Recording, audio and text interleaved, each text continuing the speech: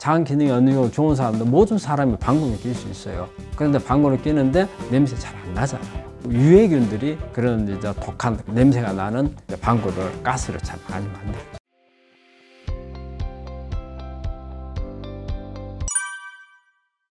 예, 안녕하십니까. 저는 암 치료하는 의사 문창 씨입니다. 근데 저는 암을 통합의학을 가지고 암을 치료를 합니다. 저는 이제 오랫동안 암을 치료했는데 하다 보니까 우리 이제 의사들이 암에 대해서 좀 공부할 필요가 있다 싶어서 아카데미를 만들어 가지고 아카데미도 운영을 했고, 상담을 하는 코디네이터 양성도 했고, 이런 베이스는 우리가 이제 임상통합의학 암학회라는 학회를 제가 2012년도부터 회장을 맡아가지고 쭉 해오면서 이런 부분들을 같이 해서 뭔가 암 환자들한테 도움을 줄 수 있는, 특히 우리 현대과학적인 방법에 도움을 주는 이런 보조적인 통합의학을 가지고서 치료를 오랫동안 해왔다는 의사입니다.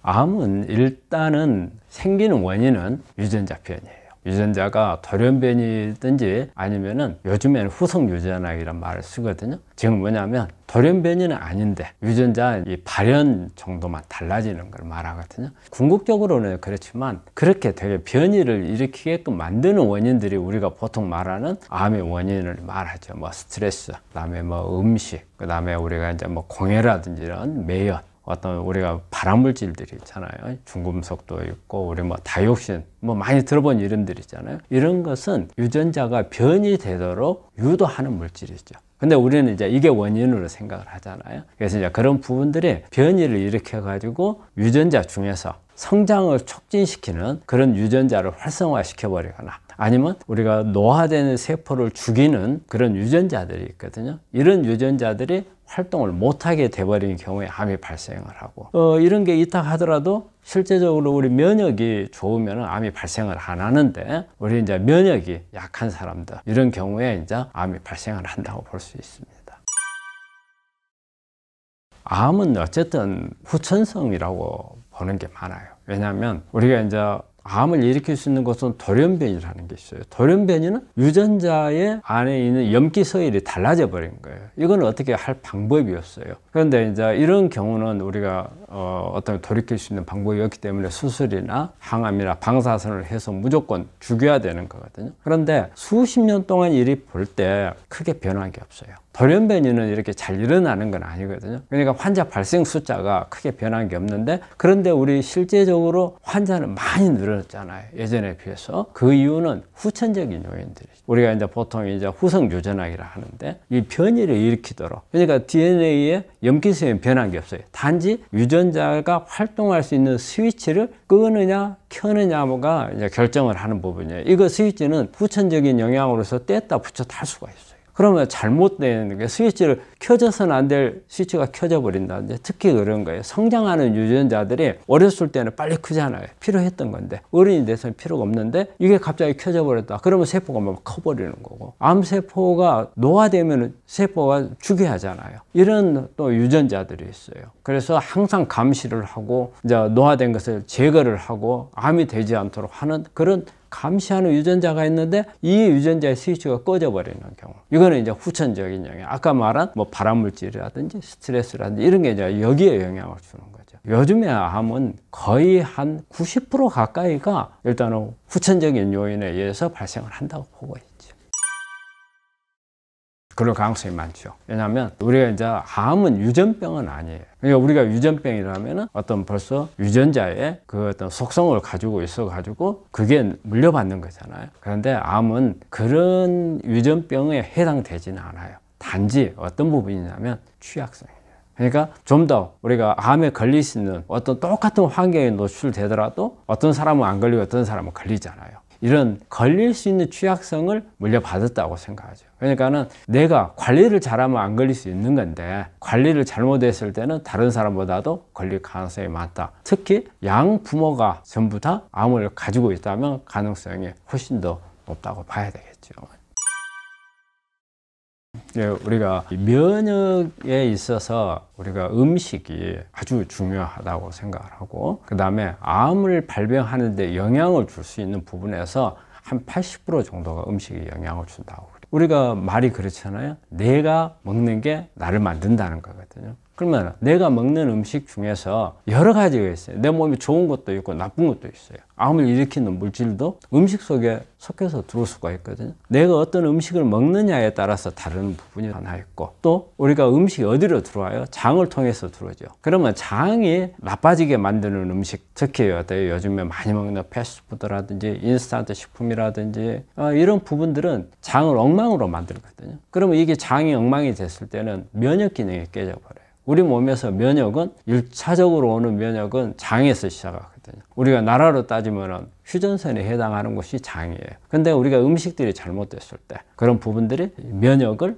떨어뜨려 버리는 그런 영향을 주고, 또 반대로 좋은 음식들을 먹으면 우리 장에서 면역 기능 강화가 되죠. 그래서 오히려 암을 예방할 수도 있고, 그 다음에 이제 음식을 먹는 습관들이 있잖아요. 예를 들어 가지고 탄수화물을 너무 많이 먹는다든지, 우리가 암이라는 것은 포도당을 먹고 그런 거잖아요. 탄수화물이죠. 탄수화물을 많이 먹는 습관을 가지고 있는 사람들, 이런 사람들은 훨씬 더 걸릴 가능성이 있고, 그 다음에 우리가 밀가루 음식 속에 보면 글루텐이라는 게 있고, 그 다음에 우유 속에 보면 카제인이라는 이런 부분들이 잘 소화를 시키는 사람도 있지만 그렇지 못하는 경우에는 장에 트러블을 많이 만들거든요. 그러니까 이런 음식을 어떤 것을 좋아하느냐에 따라서 또 암을 만들 수도 있고, 그 다음에 먹는 습관에 따라서 과식을 하는 것도 장에 영향을 주거든요. 이런 부분들 또 영향을 줄 수가 있는 거고, 어떤 물 마시는 것만 하더라도 그래 영향을 줄 수가 있고, 그 다음 어느 때 먹느냐에 따라서 저녁에 간식을 많이 먹는 사람들 같은 경우는 우리가 저녁에 음식을 먹고 아무 하는 일 없이 잠을 자야 하잖아요. 잠을 자야 되는데 뭔가 음식이 또 들어왔어. 이럴 때는 어때요? 나는 자야 되는데 내 장은 일을 해야 하잖아요. 그러다 보니까 이런 부분들도 좋지 않은 영향을 주고, 그래서 음식 습관이라는 게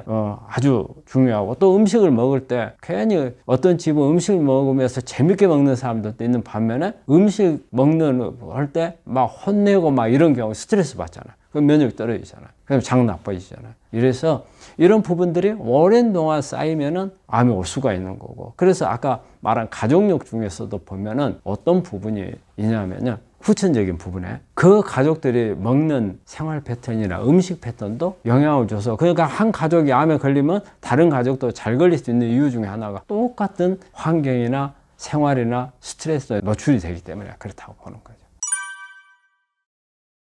대학병원에서 말하는 영양은 균형된 식단을 말하는 거예요. 우리가 대학에서 말하는 영양 개념하고 우리가 통합의학적인 개념하고는 약간 달라요. 대학에서는 칼로리 개념을 주로 많이 생각을 해요. 그래서 탄수화물에서 얻을 수 있는 칼로리, 지방, 단백질, 그 다음에 비타민, 이것만 생각을 하잖아요. 그런데 우리가 말하는 영양소라는 것은 특히 이제 암하고 관련돼서는 그 음식이 가지고 있는 이 안에 암을 얻게 할 수 있는 어떤 성분들이 같이 있는 겁니다. 특히 이제 파이토케미컬 같은 거, 이런 부분들을 말하는데, 이제 고기라고 하는 부분들은 사실 고기를 먹어서 암을 새로 만들거나 그러지는 않아요. 그런데 고기를 먹음으로써 암을 성장시킬 수 있는 요인은 된다고 봐요. 왜냐? 우리가 요즘에 고기라고 하는 것은 이제 우리가 육식도 있고, 그 다음에 이제 육회 공군이 있을 수 있잖아요. 그런데 이제 일단은 통틀어서 이제 고기라고 하고, 고기를 먹었을 때는 요즘에는 특히 고기를 사육을 하거나 소, 돼지, 닭 이런 거 다 사육이잖아요.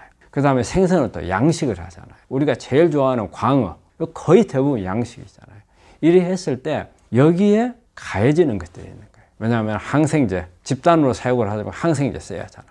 거기다 빨리 키워야 하잖아요. 그래야 돈이 되니까 성장 호르몬을 쓴단 말이에요.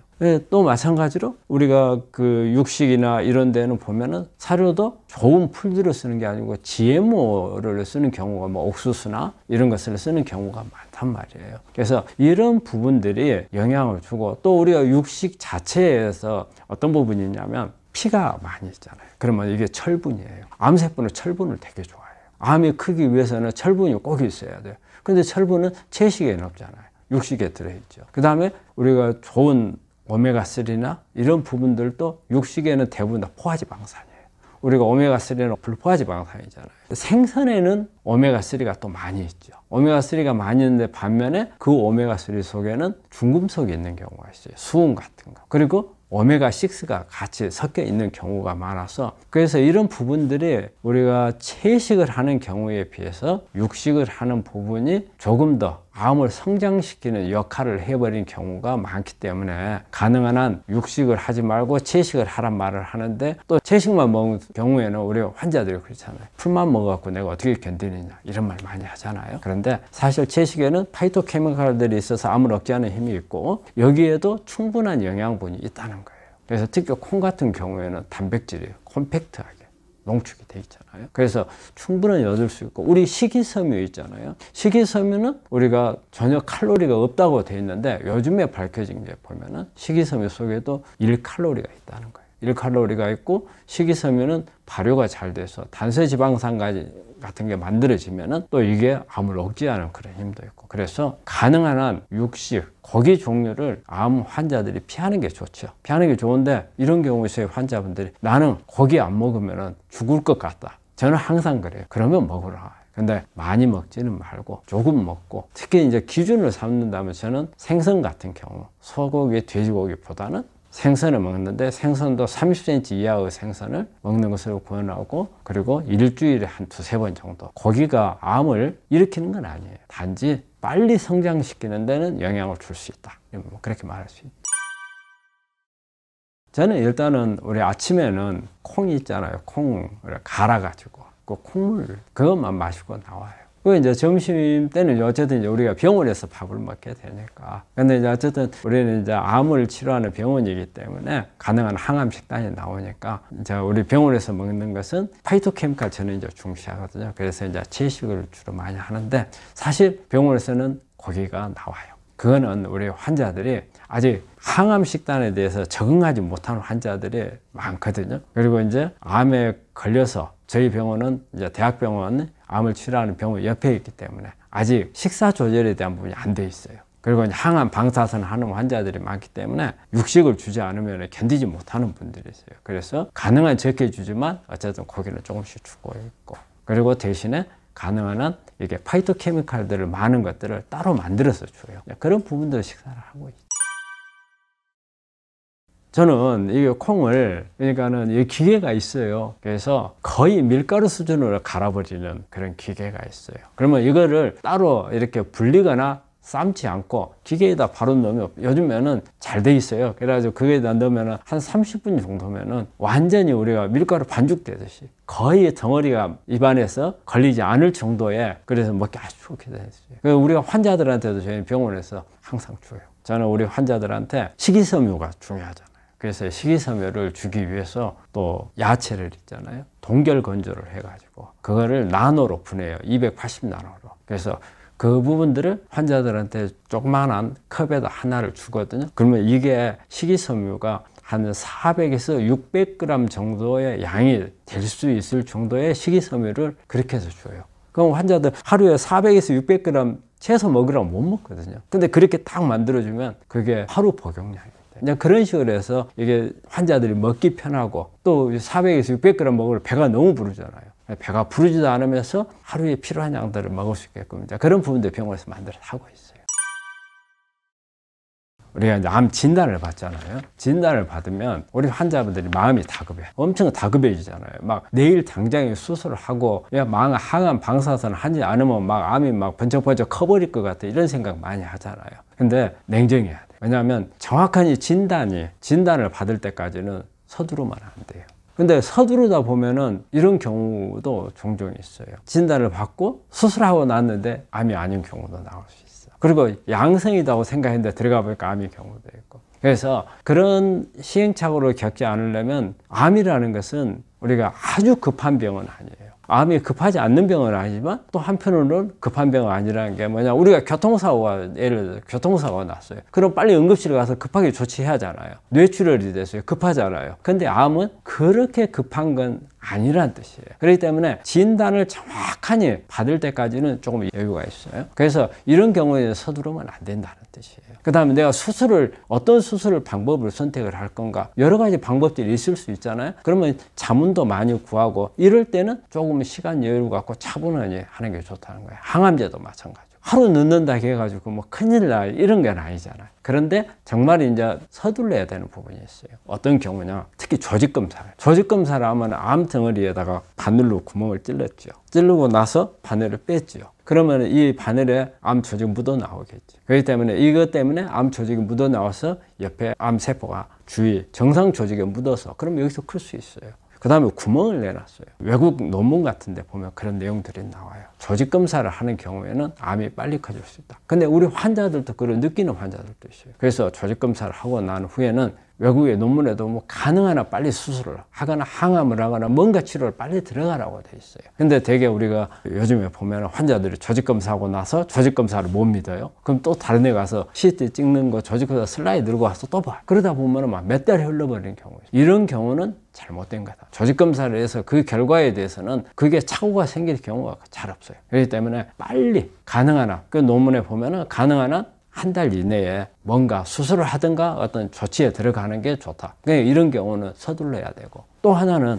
암세포가 환자가 느끼기에도 빨리빨리 커버리는 것 같아요. 그래서 잘못하면은 내가 진단을 받고 다음 수술을 하려고 보니까 너무 빨리 커서 수술을 못하는 경우도 있어요. 그거는 시간을 너무 끌었기 때문에 그래요. 그래서 성장 속도가 빠르고 본인이 느낄 정도다 하는 경우에는 빨리 서둘러야 해요. 그래서 암은 아급성이라는 말을 쓸 수가 있어요. 그러니까 아급성이라는 것은 아주 급한 건 아니잖아요. 그렇다고 해서 아주 느긋한 것도 아니고 좀 여유를 가지고 해야 될 부분에서 여유를 갖고, 또 그래서 정확한 진단이라든지 정확한 치료법을 찾는 거고, 이 치료가 잘못됐을 때는 내가 얻는 어떤 후유증이라든지 부작용이 너무 클 수도 있거든요. 그렇기 때문에 냉정하게 정확하게 하기 위해서 시간 여유를 가져야 될 부분, 근데 그렇지 않고 정말 서둘러야 될 부분들은 그런 부분이에요. 그 다음에 어떤 부작용이 생길 수 있는 상황이 됐을 때는 빨리 어떤 조치를 해야 되는 거, 그런 부분들이 있죠.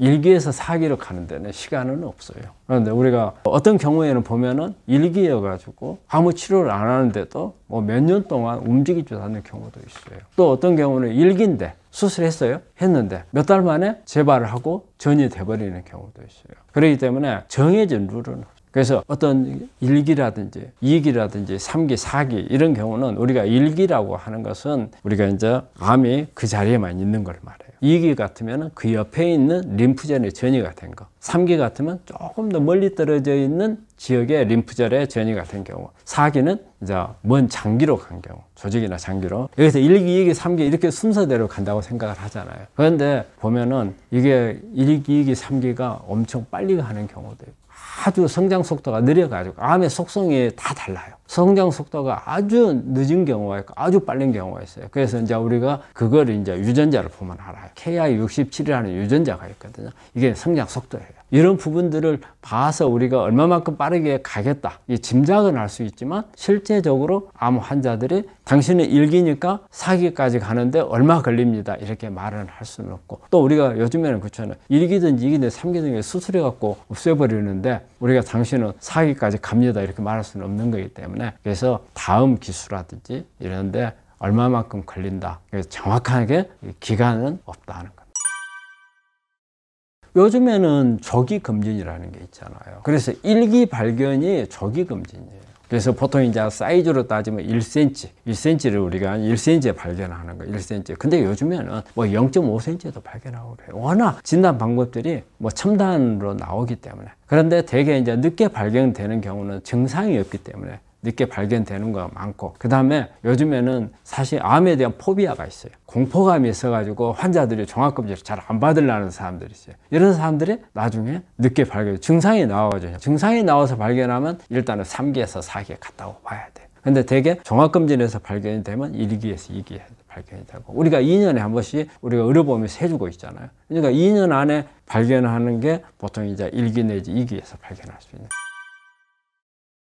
자연치유가 나쁜 건 아니에요. 저는 자연치유에 대해서 아주 긍정적으로 생각하는 의사인데, 문제는 뭐냐면 우리 환자분들이 둘로 나뉘어요.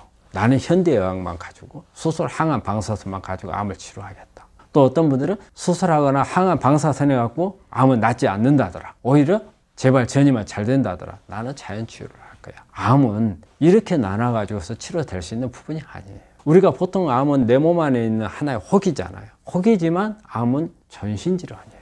그러니까 혹만 제거한다 해서 되는 게 아니에요. 내가 암을 만든 나를 치료하지 않으면 안 된다는 거예요. 나를 치료하지 않으면은 요거 혹을 드러냈어요? 그 다음에 또 다른 혹이 그 자리에 자리 잡을 수 있다고 봐야 되는 거죠. 환경이 똑같으니까. 그렇기 때문에 현대의학적으로 암을 제거를 하는 게 어떻게 보면 가장 급한 불을 끈다고 생각해야 돼요. 수술이나 항암 방사선을. 그 다음에 뭐예요? 평소 때 암에 안 걸린 사람들 있잖아요. 안 걸린 사람들. 그런데 우리가 암이라고 하는 것은 하루에 암세포가 3,000개에서 4,000개씩 암세포가 만들어져요. 모든 사람이 그래요. 그런데 이 3,000개에서 4,000개의 암세포를 날마다 다 죽이는 거예요. 다. 누가 죽여요? 세포 자살시키는 유전자는 아니면 그 다음에 면역세포가 와서 죽이는 거예요. 면역세포가. 그러니까 면역세포가 와서 이 부분들을 다 제거를 해야 하잖아요. 그렇기 때문에 면역을 살려야 되겠죠. 면역을 강화시켜야 되는 거죠. 그 다음에 또 아까 말하듯이 암을 일으켜서 유전자가 만든 거잖아요. 그러면 이 유전자를 어떻게 해서든지 꺼야 되잖아요. 그 다음에 또 하나 있어요. 내 환경 요인들.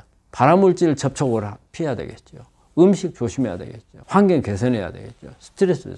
이 부분들이 다 합쳐져야 되는 거예요. 그래서 나는 4가지 요인을 항상 이야기를 해요. 현대의학적인 치료, 그 다음에 면역치료, 그 다음에 유전자 치료. 유전자 치료를 우리가 보통 이제 후성유전학적인 치료라고 그래요. 그 다음에 환경 개선. 이 4가지가 가장 중요하기 때문에 자연치유는 너무 현대의학적인 부분을 무시해버린 거예요. 제거를 해버려요. 그런데 사실 우리가 암이라는 덩어리를 크잖아요. 그러면 한꺼번에 확 집어서 끄집어 내줄 수 있는 것은 현대의학적인 방법. 그 포크레인이라고 생각하면 돼요. 포크레인을 끄집어내고 그 다음에는 포크레인을 너무 터프하게 끄집어내잖아요. 그러면 잔재들이 남잖아요. 이런 부분들은 자연치유가 맡아서 해야 되는 거예요. 근데 자연치유는 어때요? 홈이나 곡괭이 수준이라고 봐야 돼요. 현대의학적인 포크레인이고. 근데 홈이나 곡괭이를 가지고 끄집어내려 하면은 얼마나 많은 시간이 걸리겠어요. 그리고 또 암은 가만히 있는가요? 저는 계속 커가는 겁니다. 그래서 자연치유만 가지고 좋아진 사람들도 있긴 있어요. 있긴 있지만 그렇지 못할 수 있는 가능성이 더 통계적으로 더 많다는 거죠. 그래서 저는 어느 것 하나도 무시하면 안 된다는 거죠. 암은 단순한 혹이 아니고 전신질환이기 때문에 모든 것을 다 같이 치료하는 게 정답이라고 봐요. 사실 물은 우리가 영양소 중에서 물도 영양소에 들어가요. 우리는 물은 영양소라고 생각하잖아요. 근데 우리가 6대 영양소 속에 6번째 물이 들어가요. 근데 물은 우리가 집에서 사용한 물이나 내 몸 안에서 사용한 물은 같다고 생각을 해요. 우리 집에 물이 없다고 생각해봐요. 그러면 화장실에 변기 못 내리죠. 그래서 냄새 못 나거든요. 주방에서 음식 나서 그릇 설거지 해야 되는데 안 되면은 어때요? 막 싱크대 위에 막 설거지 안 하면 그래 쌓일 거 아니에요. 얼마나 지저분해요. 막 파리도 날릴 수 있고. 그럼 내 집안의 환경이 안 좋아지는 거죠. 그럼 여기서 질병도 발생할 수 있겠죠. 내 몸 안에서도 마찬가지예요. 우리 몸 안에서는 특히 에너지를 만들기 위해서 미토콘드리아에서 에너지를 만드는데 산화물이 많이 만들어져요. 이런 산화물들을 밖으로 빨리빨리 끄집어내야 돌연변이가 안 생겨요. 변이가 유전자. 암이라고 해서 유전자 변이에서 오잖아요. 그런데 산화물들이 그런 영향을 준단 말이에요. 그럼 산화물들이 빨리빨리 배출을 하려면 물이 없으면 안 되잖아요. 그래서 물 공급이 제대로 돼야 되는 거예요. 그래서 우리 환자들한테 보통 하루에 1.5에서 2리터 정도 물을 마시라고 권하는데 암 환자들이 물을 잘 안 마시는 사람들이 많아요. 정말 물만 잘 마셔도 우리가 세포를 갖다가 청소를 잘하기 때문에 좋아질 수가 있고, 또 하나 그럼 어떤 물을 마시는 게 좋은가 상당히 중요한 부분이에요. 물을 그냥 우리가 정수기 물을 먹을 건가? 정수기 물 속에는 미네랄이 없어요. 근데 우리가 생수나 이런 미네랄 워터 이런 경우에는 물 속에 미네랄이 있어요. 내가 물을 많이 마시잖아요. 물이 중요하다고 제가 이야기했어요. 그럼 물을 많이 마시잖아요. 물을 많이 마시는데 세포에 물이 가야 돼요. 세포까지. 그럼 안 하면 아무 의미가 없잖아요. 혈관에까지 가가지고는 의미가 없어요. 세포까지 가야 되는데 사실 우리가 그냥 물을 마시면 세포에는 안 가요. 왜냐하면 세포에는 물이 들어가지를 못해요. 그러면 물이 들어갈 때는 미네랄이 있어야 미네랄이 세포 안에 들어가면서 물을 끌고 들어가요. 그래서 물을 마시는 게 가장 중요한데, 물을 마실 때는 미네랄이 들어있는 물을 많이 마셔야 된다. 그래서 우리가 생수 같은 것을 먹는 게 낫고, 아니면은 약수, 물만 잘 마셔도 정말 암을 치료하는데 엄청 도움이 되고, 평소 때 우리가 이제 물을 많이 마시고 물 습관이 좋은 분들은 암에 잘 안 걸려요. 장이 사람이 막 태어나잖아요. 막 태어나면 엄마의 산도를 지나면서 그 미생물이 몸 안에 들어와요. 그래서 이 미생물이 평생 동안 장 안에서 이제 살게 되는 거거든요. 그런데 이 미생물이 단순히 장 안에서 살고 있는 미생물이 아니고 평생 동안 나를 지켜줄 수도 있고 공격할 수도 있는 게 바로 그런 미생물이고, 그게 장이란 말이에요. 장은 우리 몸에서 면역을 만드는 곳이 장이에요. 면역 세포들을 골수에서 만들어요. 골수에서 만들지만 실제적으로 이 면역 세포들이 활동을 하는 것은 장이에요. 왜 그러냐면 장은 휴전선이에요. 전선이거든요. 외부에서 우리 몸에 들어오는 적은 장을 통해서 거의 대부분 다 들어온다고 봐야 돼요. 그래서 여기에서 이 외부에서 들어오는 적에 대해서 방어를 하는 게 이 장에 모여있는 면역 세포들이 하거든요. 자, 그런데 장이 안 좋다. 장이 안 좋으면 면역 세포들이 전부 장으로 다 모일 거 아니에요. 그러면 나머지 부위에 우리 면역 세포들이 없죠. 그런데 암은 어느 한 구석에서 정상 세포에서 암 세포로 바뀌어가지고 이게 큰단 말이에요.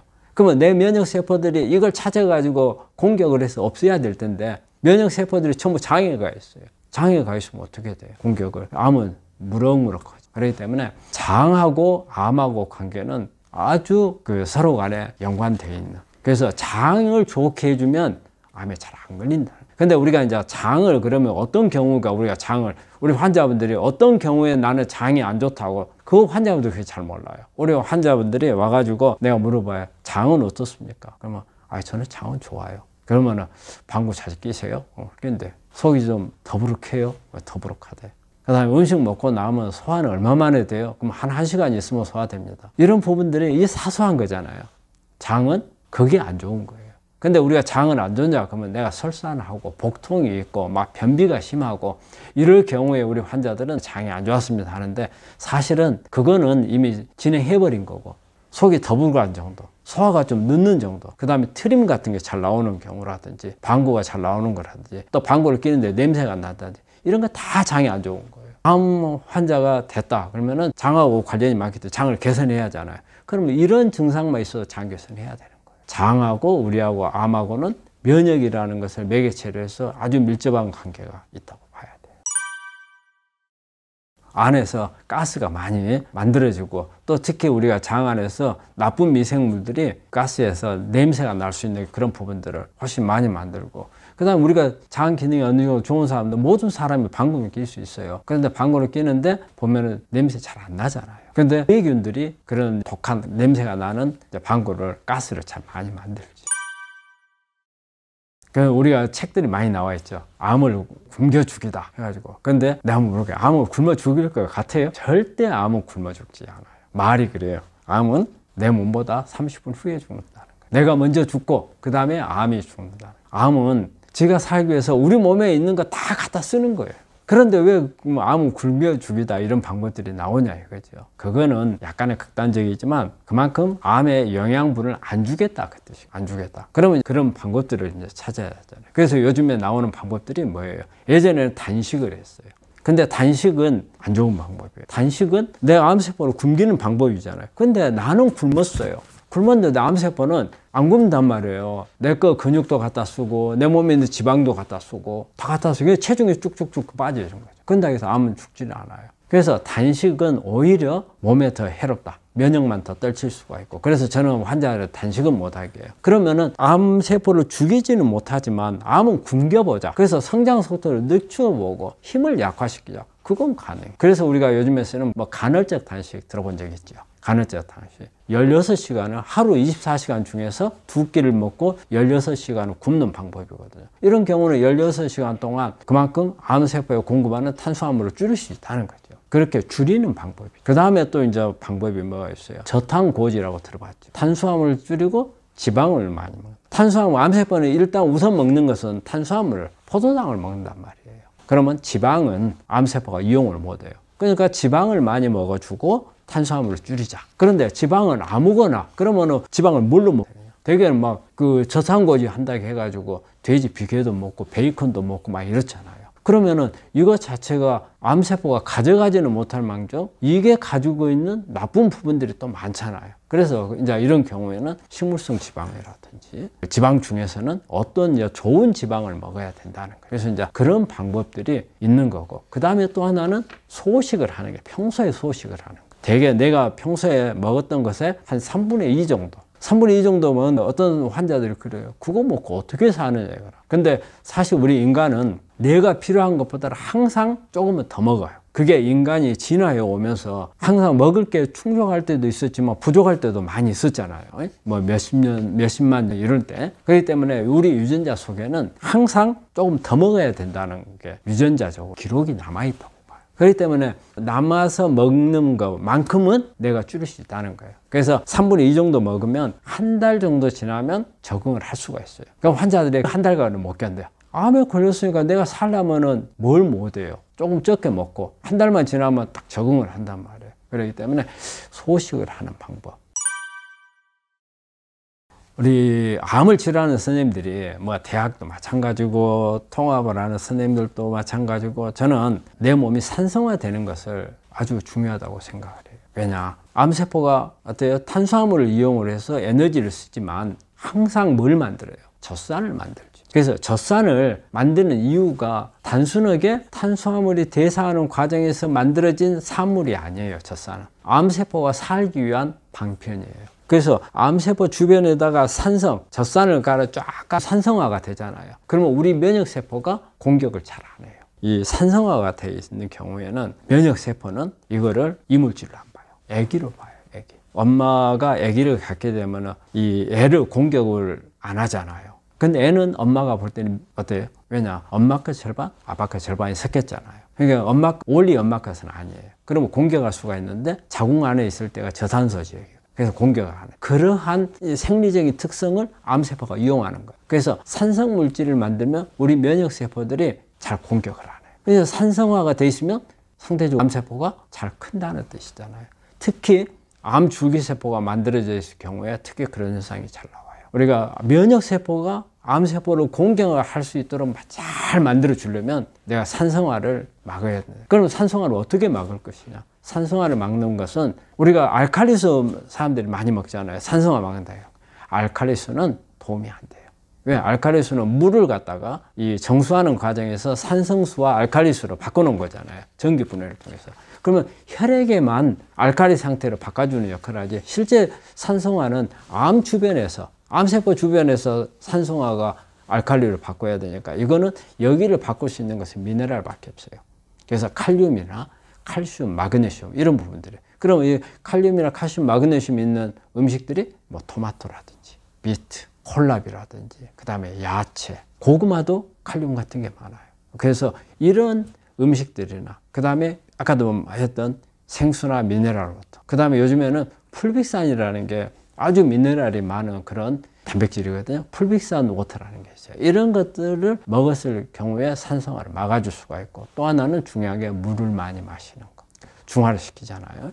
그런 부분들을 해서 어떻게 해서 이제 산성화를 막아야 돼요. 암 환자들은 저는 그래서 항상 우리 환자들은 일주일에 한 번씩 리트머스 시험지를 가지고 침을 가지고 산성도를 체크를 해요. 근데 이제 이 리트머스 시험지가 그냥 우리 실험실에서 쓰는 리트머스 시험지가 아니고 아주 0.1 단위까지 할 수 있는 그런 리트머스 시험지가 있어요. 그걸 가지고 아침에 일어나면은 바로 일어나자마자 바로 체크를 해요. 산성화가 얼마나 됐는가. 그래서 환자들한테 경각심을 일으키고 예방할 수 있는 것을 꾸준히 하도록 그렇게 지시를 하고 있어요. 기능식품 같은 게 보면은 미네랄 제제들이 많이 나오잖아요. 근데 미네랄 제제들이 단점이 하나 있어요.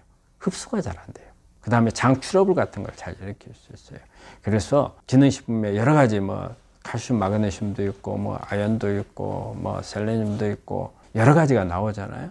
저는 가장 좋은 거는 일단 우리 음식을 통해서 들어온 거나 아니면 물을 통해서 들어온 거 이온화되어 있는 게 중요하거든요. 근데 우리가 기능식품으로 되어 있는 것은 이온화가 되어 있는 게 그렇게 많지 않아요. 그래서 가장 좋은 것은 일단 음식이나 물에서 얻는 게 좋다. 우리 몸에 그러니까 산성화 시키는 것은 제1번은 뭐냐면 우리 먹는 음식이 다 산성화예요. 자, 우리가 탄수화물 볼까요? 탄수화물은 어때요? 젖산을 만들죠. 당연히 산성화가 주범이고 그 다음에 우리가 단백질은 아미노산 그러죠. 그 다음에 지방은 뭐예요? 지방산이죠. 그래서 우리 몸에서는 항상 다 음식은 다 산성물질이에요. 우리가 음식을 많이 먹으면 먹을수록 산성화가 잘 된다는 거죠. 그렇죠? 특히 탄수화물을 많이 먹었을 때는 암세포가 잘 빼들어가면서 산성화를 만들죠. 이 부분들을 일단은 줄여야 되는 게 중요하죠. 그 다음에 또 산성화가 잘 될 수 있는 부분은 무리하게 운동을 하는 경우, 우리가 근력 운동이라고 무산소 운동을 많이 했을 경우에 안에서 산성 물질들이 많이 만들어지죠. 우리가 막 100m 달리기 하거나 막 역기 막 들고 하면은 온몸에서 땀이 나고 막 뻐근해지고 막 하잖아요. 이럴 때는 헐떡헐떡거리죠. 이때 헐떡거린다는 것 자체, 그 다음에 통증이 온다는 것 자체가 우리 헐떡거리면 산소 부족한 거죠. 그 다음에 다리에 막 쥐날라고 뻐근해 오잖아요. 이거는 젖산이 쌓여서 그런 산성 물질. 그래서 무리한 운동도 마찬가지예요. 무리하게 운동하는 사람들이 암에서 잘 걸려요. 그 다음에 또 올 수 있는 게 스트레스. 어떤 우리 환경적인 요인들도, 우리 중금속이라는 산화물들을 해독을 많이 못하게 되는 환경. 그런 부분들이 다 산성화를 만들 수 있는 그런 부분들. 암 환자분들이 이런 게 있어요. 암을 걸리기 전에 운동을 안 했던 사람들이 암에 걸리잖아요. 그러면 나는 운동을 안 해서 암에 걸렸다 생각을 해요. 너무 운동을 이제 열심히 하는 거예요. 운동만 하면 이제 암을 나을 것 같다 이런 생각. 그게 잘못된 거예요. 암은 가장 중요한 게 우리 몸 안에 산소가 항상 충분해야 돼요. 산소가 부족해지면 안 돼요. 그러니까 우리 환자분들이 공기 좋은 곳으로 이렇게 가잖아요. 그거는 뭐냐면 산소가 중요하다는 뜻이거든요. 그래서 운동 중에서는 산소가 많은 운동이 뭐예요? 유산소 운동. 그러니까 산소가 충분하면서 운동량을 늘릴 수 있는 것은 유산소인데, 유산소 운동이라는 것 자체는 뭐냐면 너무 무리하지 않은 운동일 경우에 내가 호흡이 거칠어지지 않아야 되고, 다리가 뻐근해지거나 등에도 뭐 뻐근해지고 이런 부분들이 나오질 않아야 되는 것. 그 다음에 심하게 땀이 나오지 않아야 되는 부분들. 여기까지 강도의 운동이 유산소 운동이에요. 근데 헐떡거리거나 그 다음에 통증이 나온다. 그러면 무산소 운동으로 넘어가요. 무산소 운동은 대개 무슨 운동이에요? 근력 운동. 그러면 우리 환자는 무조건 유산소 운동만 해야 되느냐? 그건 아니에요. 그래서 보통 환자분들이 운동을 권하는 시간이 하루에 한 50분에서 1시간이거든요. 대부분의 시간은 유산소 운동을 하고 마지막 마무리할 때 5분에서 한 10분 정도는 우리는 근력 운동을 하라고. 근력 운동을 해야 근육이 길러져요. 우리 암 환자분들이 수술이나 항암, 방사선 받고 또 스트레스 받고 힘들다 보니까 근육이 다 빠져버려요. 근육이 빠지면 우리 암세포는 어때요? 조화락해요. 왜? 암세포가 우리가 음식을 먹게 되면 누가 제일 많이 가져가요? 제일 1번으로 가져가는 게 뭐겠어요? 제일 빨리 가져가서 암세포가 제일 빨리 가져가요. 그 다음에 가져가는 게 근육이나 뇌가 가져가요. 근데 양으로 따지면 누가 제일 많이 가져가요? 우리 몸에서 제일 많은 게 근육이죠. 근육이 제일 많이 가져가요. 그러니까 똑같은 양을 놔두고 근육이 많이 안 가져가면 나중에 암이 빼들어간단 말이에요. 그러니까 근육이 많이 가져가게끔 우리가 만들어야 하잖아요. 그래서 근육을 길러놔야 돼요. 근데 유산소 운동만 그냥 우리가 뭐 산책을 하듯이 걷거나 뭐 경보를 한다든지 이 정도 가지고서는 근육이 안 길러진단 말이에요. 마무리할 때 한 5분에서 10분 정도는 근력 운동을 좀 해주면은 근육이 길러져서 암세포가 에너지를 빼들어가는 것을 차단할 수 있는 방법이에요. 1시간 중에서 50분은 유산소, 10분은 근력 운동. 그게 가장 권장할 만한 운동법이에요. 우리가 이 체온이 우리 암 환자들한테는 아주 중요해요. 우리 암 환자들의 체온을 재면 거의 대부분 저체온 환자들이 많아요. 우리가 정상적으로 체온은 아침에 막 일어났을 때 36.5도, 그 다음에 오후 한 4시쯤 되면 36.8도가 정상 체온이에요. 근데 우리가 실제적으로 우리가 체온의 한계는, 정상 체온의 한계는 37도 2부까지예요. 우리 환자분들이 37도 2부면 열이라고 생각을 하는데 37도 2부까지가 정상 체온이거든요. 그러니까 가능하면 36.5도에서 37.2도까지를 유지하는 게 좋거든요. 근데 우리 암 환자분들이 되게 에너지 생산이 떨어져요. 그러다 보니까 아침에 일어나서 36.5도가 안 되는 분들이 많아요. 그러면 이게 저체온이란 말이에요. 그러면 면역이 떨어져요. 왜 그러면 체온이 중요하느냐? 체온이 중요하냐면 우리 체온은 어느 정도 내가 건강한 상태에서는 에너지 생산이 충분하기 때문에 그 체온을 유지하는데, 체온이 떨어지게 되면 에너지 생산을 많이 못한다는 뜻이잖아요. 우리 면역세포들도 에너지가 있어야 싸울 거 아니에요. 근데 면역세포들이 저체온 상태라는 것은 에너지를 못 만든다는 뜻이고, 면역세포는 에너지를 많이 못 만들어요. 그럼 암세포로 공격을 못해요. 암세포는 내 체온에 관계없이 지금 성장하는 거예요. 내 체온이 높아야 에너지를 많이 만들어가지고 가서. 그리고 또 하나 체온이 우리가 열이 있잖아요. 우리 몸에 열이 난다는 것은 인간한테 열은 예전에 진화적으로 이렇게 보자면 열은 감염 때예요. 외부에서 균이 들어왔다고 할 때. 그때 열이 나는 거잖아요. 그러면 열은 내 방어 수단이거든요. 그래서 열이 난다? 그럼 우리 몸에서는 뭐예요? 이 열이 들어왔다가 감염이에요. 외부 적이 들어왔다고 생각하는 거예요. 그러면 이 적하고 싸우면서 누가 싸워요? 우리 면역세포가 싸우죠. 그래서 면역세포가 강화를 시켜요. 그래서 우리가 체온이 1도가 늘면은 면역이 100%가 늘어난다고. 그리고 체온이 1도가 떨어지면 면역이 30%가 떨어진다고. 어떻게 해서든지 체온을 높이는 방법, 우리 몸에 열을 주는 방법이 암 치료에 중요해요. 그래서 이제 나오는 게 이제 뭐 고주파, 온열 치료라든지, 그리고 암 환자분들한테 찜질방이라든지, 뭐 사우나라든지 이런 데 많이 가잖아요. 그게 도움이 되는 부분. 암 환자들은 체온을 어떻게 해서든지 높이는 게 중요하다. 그래서 우리가 집에 생활하는 것도 온돌이 건강에 좋다는 것도 바로 그런 거예요. 열을 항상 밑에서 주잖아요. 근데 우리가 침대 생활을 하면은 그렇지 못하잖아요. 우리 은퇴 학교의 구독자분들 중에서 우리 이제 어느 정도 연령이 있으신 분들이니까 암을 가지고 계신 분들도 있을 수 있고, 또 암을 치료하고 어떤 관해된 상태에서 있으신 분도 있고, 완치하신 분도 있고, 또 암을 어떻게 예방해야 되는 분들도 있을 수가 있어요. 그래서 모든 분들이 암에 대해서는 관심의 대상이라고 봐요. 저는 이제 오랫동안 환자들을 보면서 치료도 하고 또 예방하는 방법들을 많이 알리려고 노력을 많이 했어요.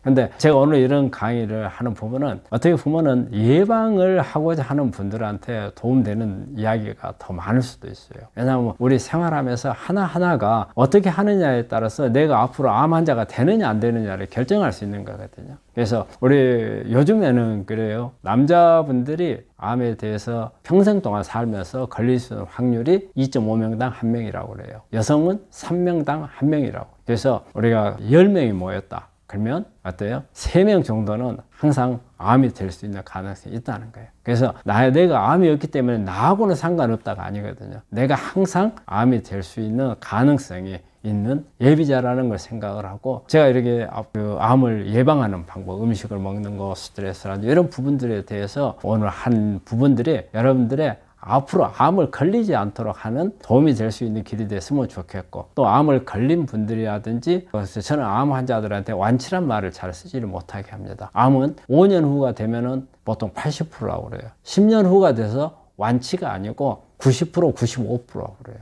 그래서 이 5%는 평생 동안 걸릴 수 있는 가능성이 있기 때문에 이런 분들, 모든 분들이 생활을, 암을 예방을, 우리가 재발이 되지 않게 하는 것도 예방입니다. 그 다음에 완치를 바라는 분들도 예방 개념이거든요. 그래서 항상 암은 내 생활의 일상화가 되어야 한다고 생각을 해요.